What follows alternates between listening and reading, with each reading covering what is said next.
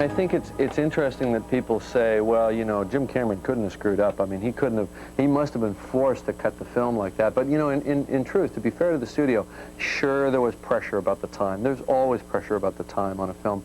Studios just generally don't like long films. They like you to be able to do all the things they want you to do, create all the characters, create that world, mesmerize an audience, but do it fast so we can turn over the shows and we can sell popcorn in between. And, you know, it's the classic conflict between art and commerce.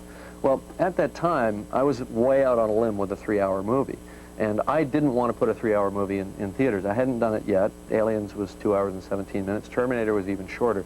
I didn't think the film was going to be that long. But that's how long it took to tell that story. Maybe it had something to do with underwater. Everything just sort of moves slower and it takes longer for shots to develop, whatever. So I had this long film. The studio didn't force me to cut it. There was a lot of pressure, but I really cut it myself.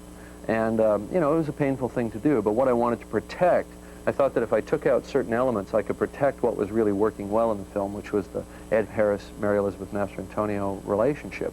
And that seemed to be the thing that emerged to me as the filmmaker in post-production, in the editing period, as the thing that was strongest about the movie. And, you know, so I took those scenes out, and we never did see the film in its completed form with all those scenes in it. So I always thought I had done the best possible version of The Abyss. A couple of years go by, and we decided to put the scenes back in and finish them, score them, finish the effects, do everything, and just for ourselves almost, just see the film that we initially intended to make. And we sat down and watched this 3-hour monster, and you know what? It's a pretty darn good film, and I think maybe even a better film than what we released. More satisfying, I think, at certain kind of intellectual levels anyway. So I'm happy we went through that process.